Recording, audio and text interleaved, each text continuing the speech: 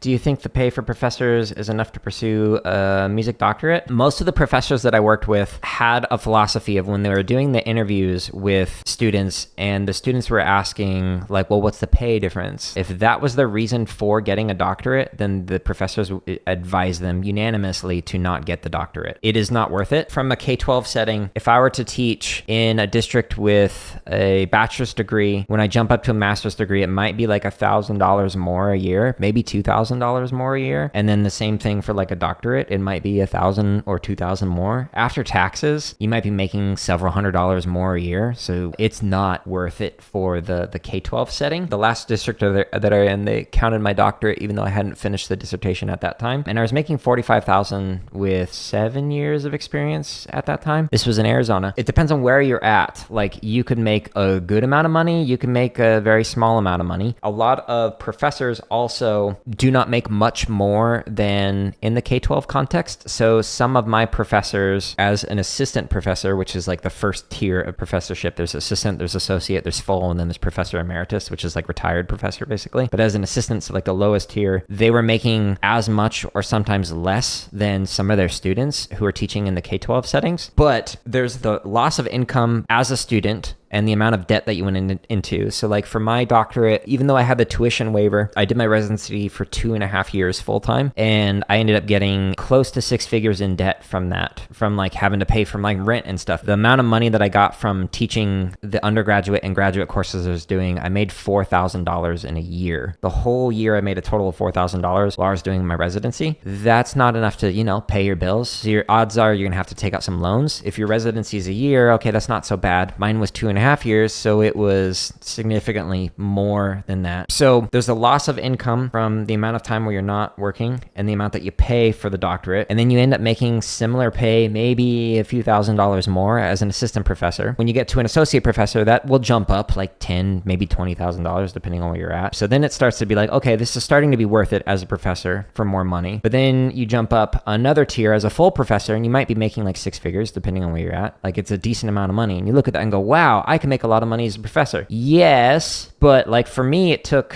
6 years or something to get the doctorate. It's just a very lengthy process, especially when you account for you're not really going to make money until maybe 10, 15 years into your career. Because to get tenure, that can take several years. It might take several more years to get to full professorship. So the long answer is I don't think it's necessarily worth it just for the pay if you want to become a professor. The reason why I wanted to get the doctorate was because of impact. So like I wanted to become a teacher because I wanted to help people. And then when I was teaching, I was like, okay, I'm seeing a few hundred students a week teaching and then having students privately. Great. But what if I taught teachers who also taught a few hundred students a week? I could have an indirect impact. Instead of like helping 500 students, I might be helping thousands of students. And then I realized, well, if I go into the nonprofit or even the corporate route, because I almost got a job with Apple on their curriculum development team. Weird random story there. But when I was interviewing for that, I was like, well, I could help millions of students and teachers around the world if I developed curricula that is being used by them. So that's how I ended up in the nonprofit space instead of going the professorship route, because it was just like a larger amount of impact. But now I'm doing the YouTube stuff because then I can do that for free for people. I do know some people who do that or who have thought about it, but the small number of people that I know went into a field to make a lot of money first and then want to go and give back by doing teaching after the fact, it's very difficult for them to walk away from that money. So the golden handcuffs is a real thing. Like when I left the job that I was doing, it was more than double what I was making as a teacher. So to walk away from a 6-figure job as a teacher was difficult to do because it's hard to give up that kind of income. So if you can set aside a plan where you're like, once you reach financial independence, which if you haven't looked into that FI, or FIRE, FIRE, there's a lot of people who talk about how to set yourself up so that you can have enough passive income where you can do what you would like to. I don't know many people who have successfully made that jump, to be honest with you. And I'm not trying to dissuade you from that, but I will say that having been in a position with the golden handcuffs, it was hard to walk away, even though that there's so much stuff that you have to deal with going into some of those high paying jobs, especially if you're at the director and above level, which is where I was at. You get to see all the drama that goes on behind the scenes that the other staff aren't aware of in some of the higher paying jobs. So if you go into sales and you are making a high amount of commission from that, then you might not see some of that drama. You might have a bad boss. But like sales is such an in-demand thing that you could go just work for a different company and try and find a better boss, etc. What I would recommend asking is like, do you want to spend the majority of your life pursuing your passion or pursuing money to fund your passion maybe 20, 30 years from now? And there's no right or wrong answer to that. I took a computer programming class my junior year of high school. I did it because at the time, like programmers were making a few $100s an hour, some stupid number. And I was like, wow, that sounds great. But when I took the class, I was like, this is not intellectually stimulating. It was very boring because the teacher was like 1 week ahead of the rest of the class because he had never taught it before and wasn't a very good programmer. It didn't have the impact that I wanted to have to be able to help people. So like for me, I chose to go into a low paying field because I wanted to have that impact. So like becoming a teacher, because I was like, do I want to spend like 40, 60, maybe 80 hours a week doing something I hate just to fuel the things that I do on the weekend? Or do I want to make it so that like during the weekday, the majority of my day spent working, I'm helping other people? There's just some things to consider. I'm not trying to push you one direction or another. If you're interested in teaching at the collegiate level because it seems like you might make higher pay for less amount of work, it kind of depends on where you're at. There's only one person that I can think of who that is the case for, and everybody else that I can think of that teaches at the university level, it's like significantly more than you might expect in terms of the work that you're doing. On paper, it might seem like a university professor would have less to do than a K-12 educator because the professor, it's like they have more time off for winter break, more time off for summer break, etc. But what you don't see is that you will likely be working all summer. You'll likely be working on nights as well as on weekends and whatnot because you're going to be working on different publications and presentations and doing all this service hour, helping with different committees at the university or nationally, etc. So on paper versus in actuality, it can be like night and day different in terms of the amount of workload that you're going. If you like doing research, then cool. One of the things that I'd recommend doing is looking at high research output institutions, which is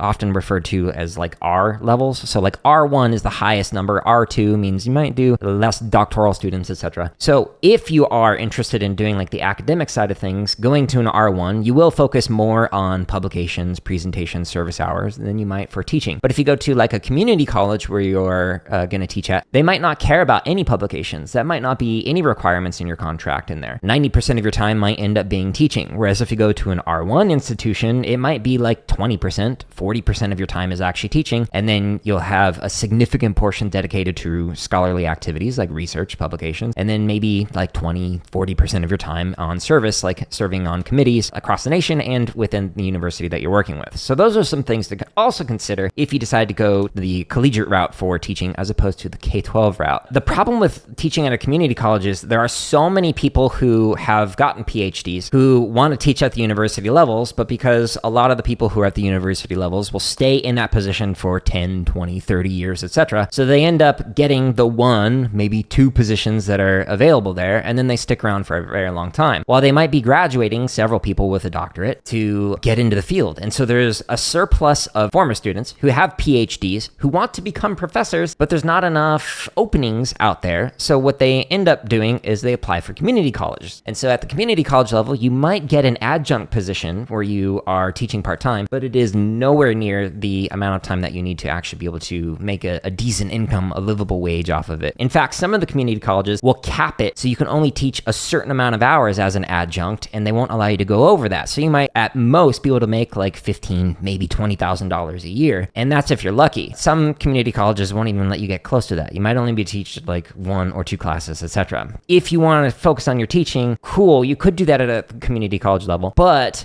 you might not have the opportunity to get your foot in the door because there's just so many people who are applying who are super qualified. You do not need a doctorate to teach at a lot of community colleges or sometimes even at some universities. Don Moyo, who is the drum set professor at Arizona State University, when he finished high school, he started teaching at the collegiate level because he was that good. So if you're a performer, all they really care about is like how good you are as a performer. If you have like a DMA, then odds are you're probably a really good performer. Or if you have experience in the field as a performer where you're playing in an orchestra or a symphony or whatever, or just playing gigs, you might have the chops to be able to teach at that level without having to have the doctorate. If, however, you want to teach music education courses at the collegiate level, they're going to look for experience in the classroom. So did you actually teach in a K-12 setting? Look at your ideal job that you would like to apply for right now that you're currently not qualified for and go, okay, well, what level of education does it require? What level of like publications does this require? What level of performance might this require? Here's my CV on here. I'll just kind of like walk through the different sections in here to show you why I did certain things. So I have a bachelor's, master's, PhD in music education. The reason why I wanted to get a PhD in music education is because I wanted to teach at the collegiate level, specifically working with like undergrads as well as graduate students. And for most of the positions that would require that, you would need to have a doctorate in music education. But if you want to teach at community college, you might not need to have a doctorate. Now, because I was very interested in Research One institutions, I had to do a bunch of publications. So I've got like over a dozen publications in here for like book chapters, various research handbooks, as well as like journal articles, peer reviewed. The reason why I did this, even though it had nothing to do with the jobs that I was doing at the time, was because I wanted to get future jobs where this would be required, because I didn't want to like have a dream position open up and then have 0 publications and then not be able to get it because I wasn't preparing for that. A lot of the jobs that I was interested in also required your ability to be able to communicate with the field that you were in. In this case, I've taught both music education courses as well as computer science education courses. So I've done a ton of presentations, like over 120 or something like that, at different conferences across North America. Because I wanted to do a Research One institution, they are very interested in your ability to be able to work on and get some grants. So in this case, I've worked on like multi-millions of dollars worth of grants as a co-PI, which is a co-principal investigator. So that means I've actually conducted NSF-funded, National Science Foundation funded research as a co-PI on a variety of grants. You might not need to be able to do any of this stuff for community college or even some universities where that's not the requirement. I was doing this specifically because the jobs that I wanted to do were requiring it, and because, quite frankly, I was interested in research. So I really enjoyed doing this as like either a board member or as a co-PI on different grants. Honors and awards in general are just like great overall, especially if you have awards that are outside of like your locale. So if you have like a region specific like award as like, I was teacher of the year at my school, great, that's awesome. But if you can apply for like the national and international awards, then that will really set you apart from a lot of other candidates. So the more of these, the better. One of the biggest things they're going to look for is your experience teaching the thing that you're about to teach. If you are applying for a university position or a collegiate position and you want to do it full time, try and spend years before doing an adjunct working with that particular population. If you go into it and be like, well, I think I'll be good at this, they're going to look at another candidate who actually has experience and go, okay, well, this person has like 5 years experience teaching at the graduate level or undergraduate level, whereas this person who's applying hasn't even done that yet. If you can get your foot in the door through adjunct work, I highly recommend doing that. But also teaching at the K-12 level can really set you apart from some people who teach at the community college level who have never taught a day in their life, but have like degrees in that particular field. And then there's curriculum and professional development. That's just like a side quest that I did